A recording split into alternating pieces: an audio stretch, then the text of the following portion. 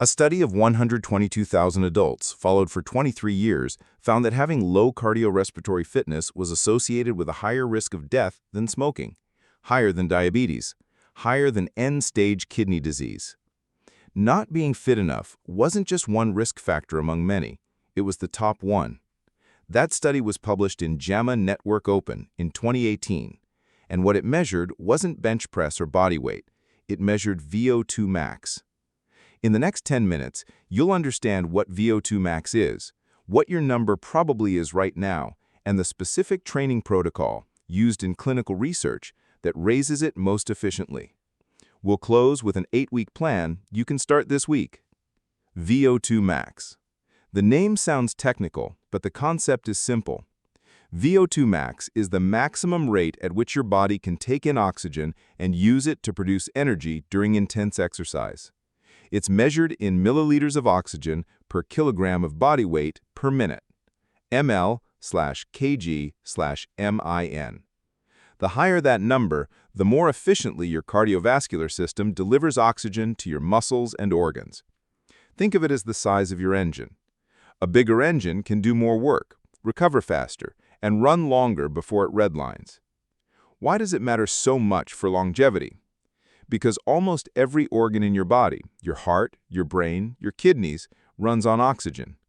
A higher VO2 max means better oxygen delivery everywhere, not just during exercise. It correlates with lower inflammation, better insulin sensitivity, lower blood pressure, and reduced risk of neurodegenerative disease. Peter Attia, in his book OUTLIVE, calls VO2 max the single most important fitness metric for long-term health. Based on the data, that's not a stretch. So what's a good number? Here's how VO2 max breaks down by age and sex, using the fitness categories from the Mandsager study. The study used 5 categories: low, below average, above average, high, and elite. The elite category is the top 2.5% for your age and sex. Here's roughly what those numbers look like for people in their 40s and 50s. For men aged 45 to 54, low is below 34 milliliters per kilogram per minute. Below average is 34 to 39. Above average is 40 to 47. High is 48 to 55. Elite is above 55. For women aged 45 to 54, low is below 27. Below average is 27 to 31. Above average is 32 to 38. High is 39 to 45. Elite is above 45. Most adults in their late 40s who don't train regularly are sitting somewhere in the below average range. That's not a moral failing, it's just physiology. The body adapts down as well as up. Now here's what the Mandsager data actually showed. Compared to the elite group, people in the low fitness category had a 5x higher adjusted risk of death over the follow-up period, 5 times. The hazard ratio was 5.04. That's not a rounding error. More importantly, the benefit wasn't just at the top. Going from low to below average fitness was associated with a meaningful reduction in risk. You don't need to be elite, you need to not be in the bottom tier. Here's the uncomfortable part. VO2 max declines roughly 10% per decade after age 30 in sedentary adults. That means a 50-year-old who hasn't trained regularly may have lost 20% of their aerobic capacity compared to their 30-year-old self without noticing much day to day. A 2018 review in Frontiers in Biosciences by Strasser and Bircher looked at the relationship between VO2 max and longevity across decades of research. Their finding: trained individuals in their 60s often have VO2 max values comparable to untrained people in their 30s, decades younger in cardiovascular terms. The decline is real, but it's not destiny. It responds to training at every age. The mechanisms behind the decline include a drop in maximum heart rate, reduced stroke volume, that's how much blood your heart pumps per beat, and lower mitochondrial density in muscle tissue. Mitochondria are the energy factories inside your cells. Fewer of them, smaller them, and the whole system becomes less efficient. The good news? every one of those mechanisms responds to training, particularly one specific type of training. In 2007, Ulrich Wisloff and colleagues at the Norwegian University of Science and Technology published a landmark study in Circulation. They compared 3 groups of heart failure patients, one doing moderate continuous exercise, one doing high-intensity interval training, and a control group. The interval group did what became known as the 4x4 protocol, 4 bouts of 4 minutes at 85 to 95% of max heart rate, separated by 3-minute recovery walks at low intensity. Total active time, about 40 minutes per session. The result? The interval group saw a 46% increase in VO2 max. The moderate exercise group saw 14%. The control group saw essentially nothing. 46% in heart failure patients. Think about what that means for a healthy adult in their 40s or 50s. This protocol has since been replicated across hundreds of studies in healthy adults, older adults, and people with metabolic disease. It consistently outperforms moderate steady-state cardio for VO2 max improvement.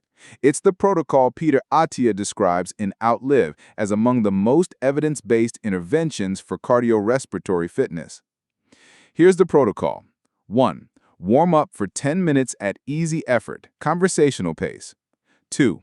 Push to 85 to 95% of your max heart rate for 4 minutes. This should be hard. Talking should be difficult. 3.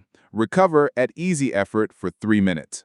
4. Repeat that hard, easy cycle 4 times total. 5. Cool down for 5 minutes. Total time, about 40 minutes. Do this once a week. That's it, once. To hit those heart rate zones accurately, you need to know your numbers. Any heart rate monitor does the job. Polar, Garmin, Apple Watch, Whoop, they all track real-time heart rate. You don't need anything fancy. You need the feedback loop.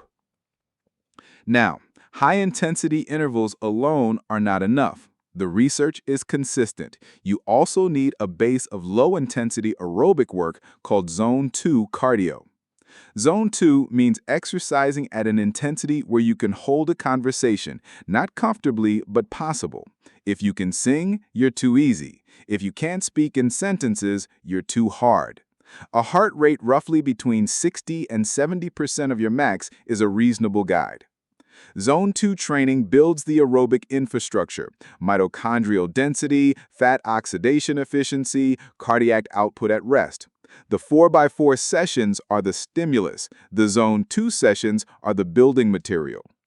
Aim for 2 to 3 sessions of Zone 2 per week, each 30 to 45 minutes. Walk, jog, cycle, row, whatever you enjoy. The key is that it's long and relatively easy. Here's your 8-week starting plan. Simple, specific. Weeks 1 through 2. 1. 2 Zone 2 sessions per week, 30 minutes each, conversational pace, outside or on any cardio machine. 2. 1 4x4 session per week. Use the protocol above. If you can't hit 85% heart rate comfortably, reduce the interval to 3 minutes and build up. Weeks 3 through 4. 3. Extend Zone 2 sessions to 40 minutes. 4. Keep the 4x4 session at once per week. Weeks 5 through 8. 5. Zone 2 sessions to 45 minutes, 2 to 3 times per week. 6. 4x4 session stays at once per week. You should find the same effort level now feels less brutal. That's your VO2 max improving. At the end of 8 weeks, reassess. If you have access to a cardio machine with VO2 max estimation or a Garmin or Apple Watch with the feature, use it as a relative benchmark. It won't be laboratory accurate, but the trend matters. This is education, not medical advice. Talk to your doctor before starting anything new, especially if you have existing heart conditions, high blood pressure, or haven't exercised in a long time. A few things this plan won't fix on its own. VO2 max training is the most powerful lever, but sleep quality, nutrition, stress load, and body composition all affect cardiovascular health. If you're sleeping 5 hours a night or running a 500-calorie deficit and wondering why training feels terrible. That's why. Also, the 4x4 protocol is intense. If you're deconditioned, meaning you haven't done any structured exercise in years, start with 4 weeks of Zone 2 only, before adding intervals. Do not skip the warm-up. High-intensity work on a cold cardiovascular system is how people pull muscles and elevate cortisol unnecessarily. Finally, VO2 max testing in a lab, on a metabolic cart with a mask, is the gold standard. Wearable estimates are useful for tracking trends, but can be off by 10 to 20% for any individual. If you want your actual number, look for an exercise physiology lab or a sports medicine clinic that does graded exercise testing. Here's what the science says plainly. Cardiorespiratory fitness is one of the strongest predictors of how long you live. It's more predictive than most standard clinical risk factors. And unlike your genetics, it responds directly to training. You don't need to become an elite athlete. The data shows the biggest mortality benefit comes from moving out of the low fitness category into above average. That is achievable for most people in their 40s and 50s with 3 to 4 hours of structured training per week. Start with the 8-week plan. 1 4x4 per week. 2 to 3 Zone 2 sessions. That's the evidence-based minimum. If you want more research-backed longevity content, subscribe. We publish 1 new video every week. Next week, the 5 supplements that actually have evidence behind them, and the ones that don't.